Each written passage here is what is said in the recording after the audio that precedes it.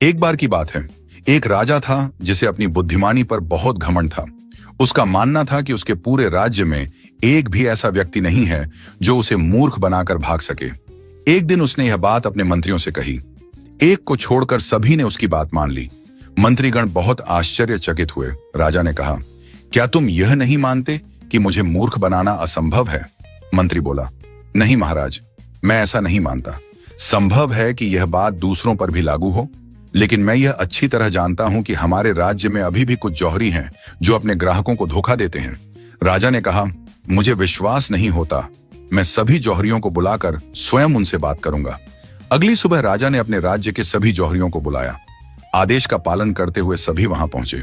सभी को कुछ समझ नहीं आया कि आखिर मामला क्या है और राजा ने हमें क्यों बुलाया है। उनमें से एक ने पूछा, राज परिवार में कोई विवाह या राज्याभिषेक की कोई जरूरी तैयारी चल रही है क्या?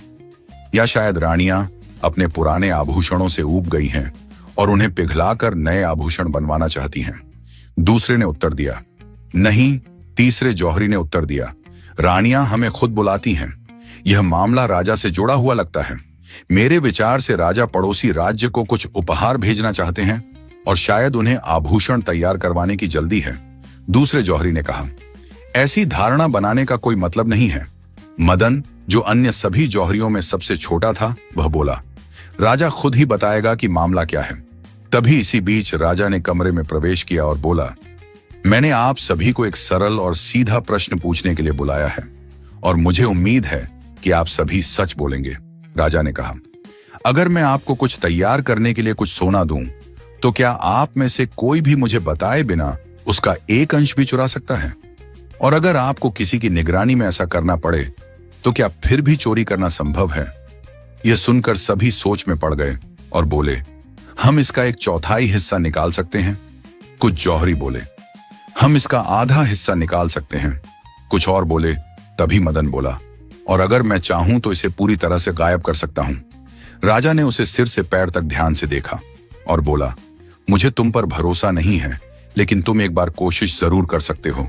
राजा ने मदन से कहा, तुम रोज महल में आओगे और वहां तुम मेरे द्वारा दिए गए कपड़े पहनोगे। मैं तुम्हें सोना दूंगा और तुम मेरी मौजूदगी में उससे गणपति की मूर्ति तैयार करोगे। जब भी मैं बाहर जाऊंगा, मेरे अंगरक्षक तुम पर नजर रखेंगे और अपने घर वापस जाते समय तुम सब कुछ पीछे छोड़ जाओगे। तुम फिर से अपने पुराने कपड़े पहनोगे और महल से बाहर निकलते समय तुम्हारी अच्छी तरह से जांच की जाएगी। जब तक तुम गणपति तैयार करने का काम पूरा नहीं कर लेते, ये मूर्ति, बस यही तुम्हारा दैनिक कार्यक्रम होगा। मदन ने कहा, ठीक है महाराज। राजा ने कहा, एक बार फिर सोचो, क्या तुम ऐसा कर पाओगे? मदन ने कहा, हाँ महाराज, मुझे विश्वास है कि मैं ऐसा कर पाऊंगा। यदि तुम अपने उद्देश्य में सफल हो गए तो मैं अपनी बेटी से तुम्हारा विवाह करा दूंगा और अपने राज्य का आधा भाग भी तुम्हें दूंगा।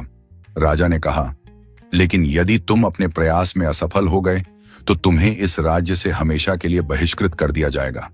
मदन ने फिर मुस्कुराते हुए उत्तर दिया, ठीक है महाराज, जैसा आप कहें।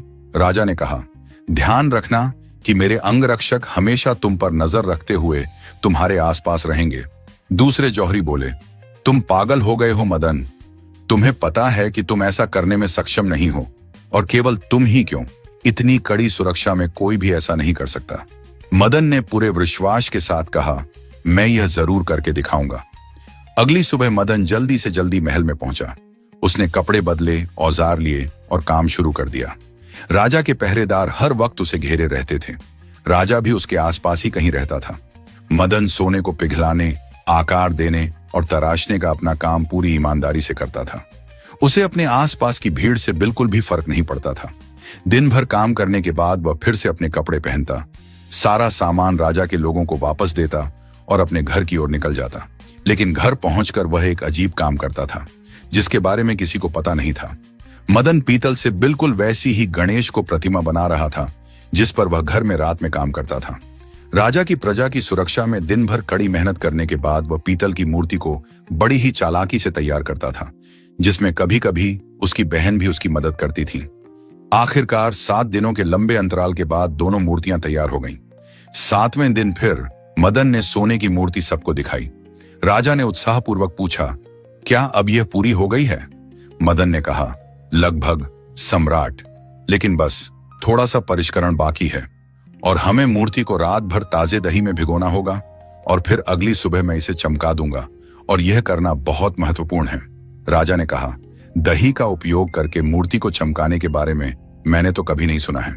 मदन ने कहा, यह मेरी तकनीक है महाराज। उसने कहा, मुझे दही का एक बड़ा घड़ा मिल सकता है? राजा के रक्षक ने जवाब दिया, शाम के इस समय दही कहां से आएगा? अगर आपको ताजा दही चाहिए था तो सुबह क्यों नहीं पूछा, तो हम दही जमा लेते। मदन बोला, मैं तो भूल ही गया था, लेकिन क्या बाजार से हमें दही नहीं मिल सकता? उसी समय उन्होंने देखा कि एक महिला सिर पर बड़ा घड़ा उठाए गली की ओर जा रही है। पहरेदार ने उससे चिल्लाकर पूछा, तुम इसे घड़े में क्या बेच रही हो? महिला ने जवाब दिया, ताजा दही। आज मुझे घर से आने में देर हो गई और मेरा दही नहीं बिका। अब मैं इसे वापस ले जा रही हूं। राजा के सेवक ने कहा, रुको, इसे यहां लाओ, हम इसे खरीद लेंगे। मदन ने कहा, भगवान का शुक्र है कि हमें दही मिल गया। मुझे चिंता हो रही थी कि अगर दही नहीं मिला तो मैं क्या करूंगा। लड़की दही का घड़ा लेकर आई। मदन बोला, पहले मैं इसे देखूंगा कि यह अच्छा है या नहीं। महिला ने जवाब दिया, जब तक मुझे इसके पैसे नहीं मिलेंगे मैं तुम्हारा हाथ भी घड़े को छूने नहीं दूंगी। अगर इसे गंदा करोगे तो यह आधे दाम में भी नहीं बिकेगी, समझ रहे हो? सिपाही बोले, ठीक है, हम इसे खरीद रहे हैं। अब घड़े में झांकते हुए मदन ने कहा, दही तो ठीक लग रहा है। यह कहते हुए उसने गणेश की मूर्ति घड़े में डुबा दी। राजा ने उस महिला को सोने के सिक्के दिए। वह जाने ही वाली थी कि मदन ने उसे फिर बुलाया और कहा, मुझे यह दही पसंद नहीं आया। उसने कहा, यह बहुत ज्यादा पानी वाला है और इससे मूर्ति में वह चमक नहीं आएगी। मैं कल सुबह ताजा दही लाऊंगा और अपना काम करूंगा। औरत बोली, और क्या मैं इस दही का भला अब क्या करूंगी? अब इसे कोई नहीं खरीदेगा। मदन ने कहा, यहां ज्यादा बकवास करने की हिम्मत मत करना। क्या तुम भूल गई कि राजा ने तुम्हें इसकी कीमत पहले ही दे दी है? लड़की ने घड़ा उठाया और बड़बड़ाते हुए वहां से चली गई। अगले दिन मदन ने मूर्ति को ताजे दही से अच्छी तरह चमकाया और राजा के हाथों में दे दिया। तब राजा ने अपने स्वर्ण विशेषज्ञ को बुलाया और कहा, इसकी जांच करो और बताओ कि इसमें से कितना सोना निकला है। विशेषज्ञ ने मूर्ति की जांच शुरू की, लेकिन कई बार जांच करने के बाद भी वह कुछ भी समझ नहीं पा रहा था। फिर उसने जवाब दिया, महाराज, इसमें तो एक कण भी सोना नहीं है। राजा ने कहा, ऐसा कैसे हो सकता है? विशेषज्ञ बोला, मैं यह सब तो नहीं जानता, लेकिन इतना जानता हूं कि यह मूर्ति पूरी तरह पीतल से बनी है और किसी चीज से नहीं। इसमें सोने का कोई निशान नहीं है। राजा ने कहा, यह तो अद्भुत है।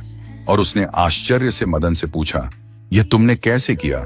तुम आखिर मुझे कैसे धोखा देने में सफल रहे? मदन ने कहा, सम्राट, क्या आप मुझे वचन दे रहे हैं कि सच बताने पर आप मुझे दंड नहीं देंगे? राजा ने कहा, विश्वास रखो, मैं तुम्हें दंड नहीं दूंगा। अब मदन ने सारी कहानी बता दी और कहा वह दही बेचने वाली लड़की वास्तव में उसकी बहन थी, जो उसी समय वहां पहुंची थी। जब वह लड़की महल में आई थी तो मदन ने सोने की मूर्ति को घड़े में रख दिया था और पीतल की मूर्ति को उसमें से निकाल लिया था। पहले तो कहानी सुनकर राजा को आश्चर्य हुआ और फिर वह जोर से हंस पड़ा और बोला, वाह, तुम तो बहुत होशियार निकले। तुमने हम सबको कितना बेवकूफ बनाया है। मैं किसी भी कीमत पर यह स्वीकार नहीं कर पा रहा था कि कोई मुझे भी इस तरह बेवकूफ बना सकता है, लेकिन तुमने मुझे गलत साबित कर दिया। अब वादे के मुताबिक मदन की शादी राजकुमारी से हो गई और आधा राज्य भी उसे दे दिया गया। राजा बनने के बाद मदन ने फिर कभी कोई धोखा नहीं किया और कई सालों तक उसे अपनी प्रजा का स्नेह मिलता रहा और उसका नाम राज्य के बेहतरीन राजाओं में गिना जाने लगा।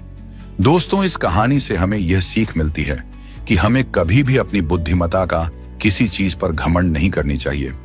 यहाँ हर कोई आपसे बेहतर है, इसलिए कभी भी इस घमंड में ना जिएं कि आप ही सबसे सर्वश्रेष्ठ हैं।